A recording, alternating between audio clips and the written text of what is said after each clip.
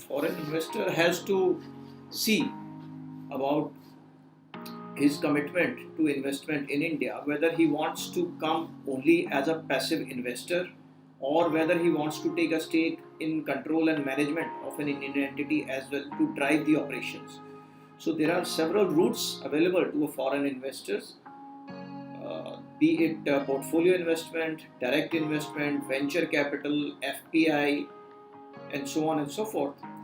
If a foreign investor chooses to come as an FDI investor, it can either form a joint venture with an existing entity or have a wholly owned subsidiary in the same field as it is operating outside India, and then take a proportionate control over the operations of the Indian entity.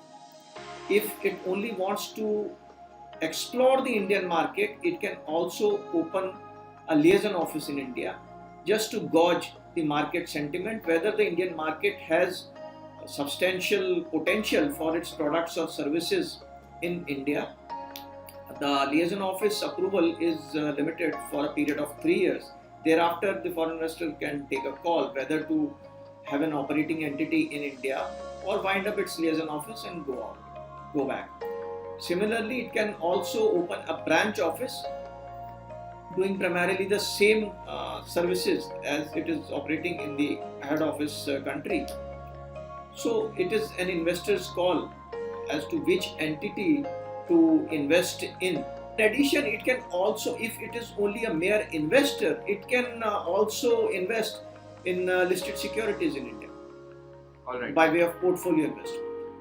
So Indian companies, LLPs, it can invest subject to FDI guidelines issued by the government, and it can have only financial investments in listed companies as well. It has to file requisite forms with the Ministry of Corporate Affairs, the fact establishing the establishment of an office of a foreign company in India, and file periodic returns with the Ministry of Corporate Affairs, RBI, and certain other authorities. So it's an ongoing process. Compliance requirements applicable to foreign companies' office in India are much less than those applicable to a Indian company incorporated under the Companies Act 2013.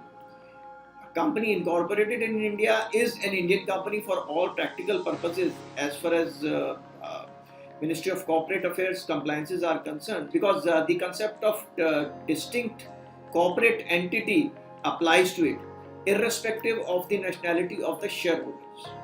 So it is an Indian company for all practical purposes, and all the compliances which are applicable to companies controlled by Indian entities or individuals are applicable to those with the foreign shareholding. And up to 100% shareholding means the foreign investor has the option to take a joint venture partner or not. It is, in all the cases, it is up to 100%. It is not only that you can hold only 100%. So it could be a joint venture, it could be a wholly owned subsidiary. Well, it has started picking up just now, because earlier there were too many restrictions on FDI in LLPs.